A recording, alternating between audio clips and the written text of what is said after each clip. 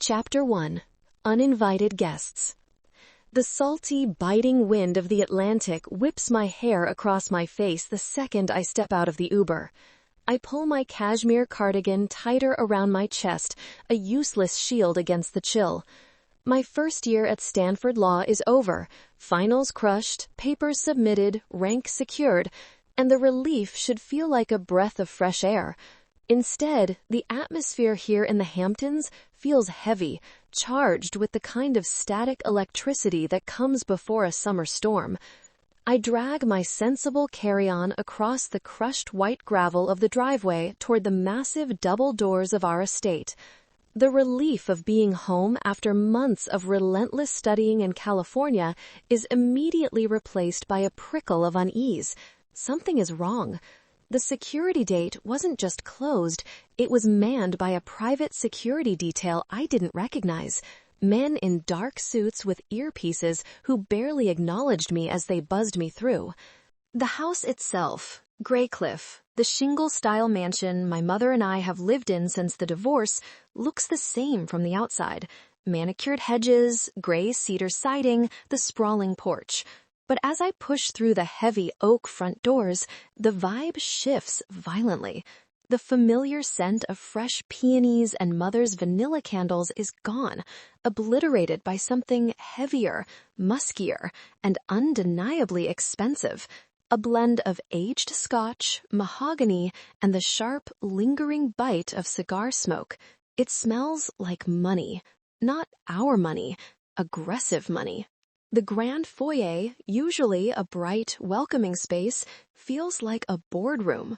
Walking into the living room, I stop dead. The layout has changed. My mother's soft linen sofas have been rearranged to center around a new, imposing leather armchair that looks like a throne. My mother, Catherine, rises first. She looks flawless, perhaps too flawless for a Tuesday afternoon, her smile bright but brittle.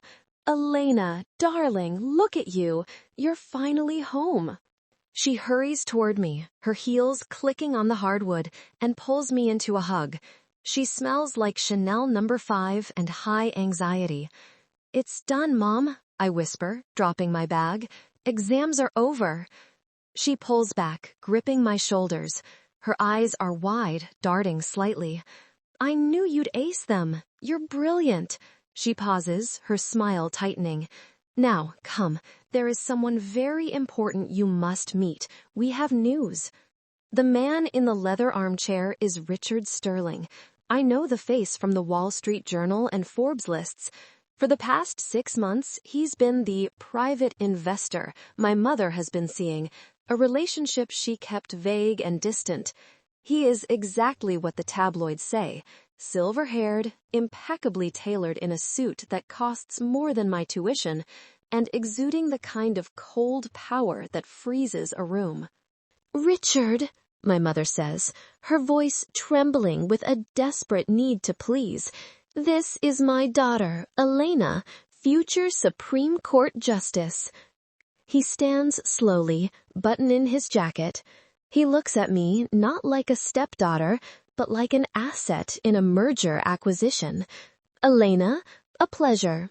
Catherine says you have a sharp mind. Welcome to the family." The word family lands like a gavel strike. I manage a polite, practiced smile. "Mr. Sterling, it's nice to meet you." Then my gaze drifts past him to the dark corner of the room near the French doors leading to the patio, and the air, already thick, seems to snap. Him. Jax.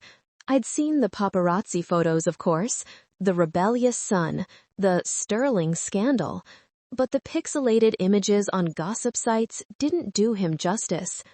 He's leaning against the doorframe, looking utterly bored by my arrival. He's taller than his father, lean but built with a dangerous kind of grace. While his father is a study in tailored restraint, Jax is pure chaos. He's wearing a faded black vintage tee that clings to his chest and ripped denim, a stark middle finger to the Hamptons dress code. But it's the ink that draws the eye. A complex, blackout sleeve tattoo runs down his left arm, disappearing under a heavy silver watch. He holds a tumbler of amber liquid loosely in one hand, swirling it with lazy arrogance. His eyes are dark, hooded, and focused entirely on me. They hold a terrifying mix of amusement and boredom, like a predator watching a mouse scurrying across the floor. "Jax," Richard says, his voice dropping a decibel, turning into a growl, "say hello to your new stepsister." Jax pushes off the doorframe, a slow, predatory movement. He doesn't offer a hand. He just takes a sip of his drink, his eyes never leaving mine. He smirks, a slow, lopsided curving of his lips that is devastatingly attractive and completely infuriating. "Elena," he drawls. His voice is deep, raspy, like tires on gravel. It vibrates through the floorboards. "Welcome to the dull house. Hope you're ready to play by the new rules." The mockery is blatant. I feel the heat rush up my neck. I straighten my spine, summoning every ounce of my courtroom training. "I'm sure I'll manage, Jax. It is, after all, still my mother's house." He laughs then, a low, dark sound that suggests he knows secrets I haven't even guessed at yet. "Cute," he murmurs into his glass. My mother claps her hands together, a nervous, bird-like gesture. "Right. Well, Elena, we've moved your things into the East Wing guest suite. Richard and I are taking the master, and we thought it best if well, we needed the space." "The guest suite?" I repeat, blinking. "The one next to the library?" "Yes," Richard interjects smoothly. "It's adjacent to Jax's room. We thought it best to keep the younger generation contained, establish a bond." Contained? I force a smile, though I feel like the walls are closing in. Of course, how thoughtful. I grab my bag and head for the stairs, feeling Jax's gaze burning a hole between my shoulder blades. Hours later, the estate has settled into an oppressive silence. I've unpacked my life into the guest suite. My constitutional law textbooks look ridiculous on the antique vanity. I'm exhausted, my body crying out for sleep, but my mind is wired.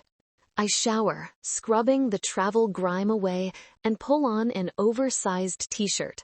I climb into the massive four-poster bed, staring up at the ceiling, waiting for the peace of home to settle over me. But sleep doesn't come. Instead, the silence is broken. It starts as a low murmur, a muffled vibration coming through the shared wall, the wall that separates my headboard from Jax's room. The house is old. The insulation isn't what it used to be. I hear a deep rumble, his voice. I can't make out the words, but the tone is unmistakable, low, rough, demanding. Then a giggle, high-pitched, breathless. A girl. My eyes widen in the dark. The murmurs dissolve quickly into the rhythmic creak of a bed frame and the unmistakable sounds of friction. I freeze, my breath catching in my throat. I stare at the wall, horrified. He brought someone home? On the first night? With his father down the hall? The sounds escalate. I hear the girl gasp, a sharp intake of breath followed by a moan that cuts through the silence like a knife. Then I hear Jax, a guttural groan, a sound of raw, unpolished exertion that has absolutely no place in my disciplined academic life. He's right there, just through the plaster and wood. I grab my pillow and jam it over my head, trying to block it out. I am a law student. I am an adult. I am not listening to this. But the pillow does nothing to dampen the low, commanding rhythm of his voice, urging the girl on. It's primal. It's reckless. And despite my disgust, despite the fact that I should be banging on the wall to tell them to shut up, I don't move. My heart hammers against my ribs, matching the rhythm from the next room. A dark, twisted curiosity coils in my stomach. The arrogance I saw in the living room, that dangerous energy, this is what it sounds like when it's unleashed.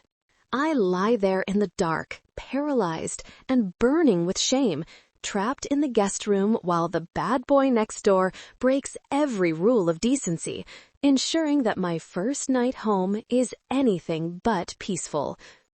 To be continued. Chapter 2 coming soon. If you loved this story, ensure to like, comment, and subscribe, and click the notification button to be alerted whenever I release new video. Relax, lovelies. The next chapter is coming up soon.